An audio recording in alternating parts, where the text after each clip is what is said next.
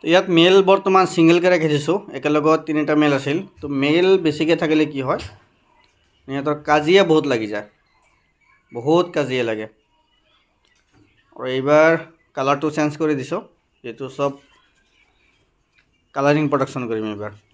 যিটো ব্লেক আছিল ব্লেকটো বৰ্তমান ছাইড কৰি দিছোঁ এইবাৰ। বহুতে মানে কালাৰিংবিলাক খুজি থাকে, সেইকাৰণে কালাৰিংবিলাক বেলেগকৈ ৰাখি দিছোঁ এইবাৰ। আৰু মেলটো এটা কালাৰিং আনাৰ ব্যৱস্থা কৰি আছোঁ। চাওক কিমান ধুনীয়া। এইটো হৈছে American royal plum turkey. Plum টাৰ্কিটো বেলেগ আৰু নৰ্মেলটো বেলেগ, মানে যিটো কালাৰিং বেছি হয় এইটো প্লাম বুলি কয়।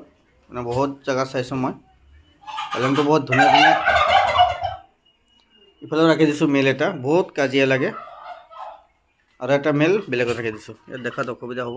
এইটো মেল তো ছাইড কাটিছে, বহুত ডাঙৰ হৈছে এই মেলটো,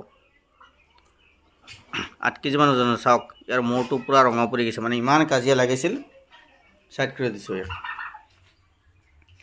মেলৰ ওজন 10 কেজিলৈকে আহি যায় 8 মাহত, আৰু ফিমেলবিলাক 4 পৰা 5 কেজিমান ওজন থাকে।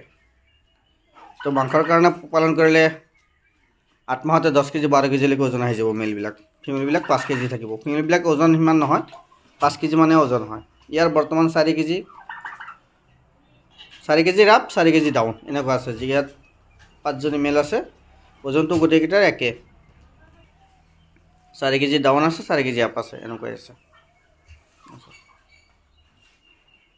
তো বৰ্তমান টাৰ্কি মেল যদি কাৰোবাক লাগে, বহুতে কণ্টেক্ট কৰি আছিল টাৰ্কি মেল লাগে। তো ইমান কেইদিন মানে ৰেডি হোৱা নাছিলে। তো যদি কাৰোবাক মেল টাৰ্কি লাগে যোগাযোগ কৰিব। অল অসম ডেলিভাৰী দিয়াৰ সুবিধা আছে, কিন্তু ডেলিভাৰী চাৰ্জটো এক্সট্ৰাকৈ আহিব। আৰু প্ৰাইচবিলাক আমি নজনাওঁ, প্ৰাইচবিলাক জনালে কি হয়, এতিয়া আমি প্ৰাইচ এটা জনাম, কোনোবাই তলত কমেণ্ট কৰি দিব যে আমি ইয়াতকৈ কম দামত দিম। বহুত পাৰ্টি এনেকুৱা ঠগিছে কম দামত পাব বুলি, কমেণ্টৰ পৰা নম্বৰবিলাক লৈ কণ্টেক্ট কৰে, তেওঁৰ পইচাবিলাক আৰু ঘূৰাই নিদিয়ে। তো কমেণ্টৰ পৰা নম্বৰ কেতিয়াও নল'ব, কমেণ্টত বহুত ফ্ৰডবাজ ঘূৰি থাকে। তো ফ্ৰডবাজৰ পৰা সদায় সাৱধান। গোৱালপাৰাতো ফ্ৰডবাজ আছে, বহুত ডাঙৰ ফ্ৰডবাজ হয় এইটো, মানে বহুত ডাঙৰকৈ ফাৰ্ম খুলিছে, এটা চিৰিয়াখানা খুলি দিছে, কিন্তু একদম ফ্ৰডবাজ। ইয়াৰ পৰাও কেতিয়াও কোনো ধৰণৰ সামগ্ৰী নল'ব, সাৱধান থাকিব সকলোৱে। আৰু পল্ট্ৰি ফাৰ্মৰ বিষয়ে সকলো ধৰণৰ আপডেট পাবলৈ ভিডিঅ'ত লাইক এটা কৰি ৰাখিব, চেনেলটো ছাবস্ক্ৰাইব কৰি ৰাখিব, সকলো ধৰণৰ আপডেট পাই থাকিব। আৰু 2 মাহ বয়সৰ গিনিফ্লৰ পোৱালি আছে, মানে চীনা চৰাই, যিটো তিতিৰ চৰাই বুলি কয়, চীনা চৰাইও কয়, এইটো গিনিফ্ল। ইয়াৰো পোৱালি আছে 2 মাহ প্লাছ হোৱা। তো যদি কাৰোবাক লাগে যোগাযোগ কৰিব। এই গিনিফ্লৰ পোৱালি অল নৰ্থ ইষ্ট ডেলিভাৰী দিয়াৰ সুবিধা আছে।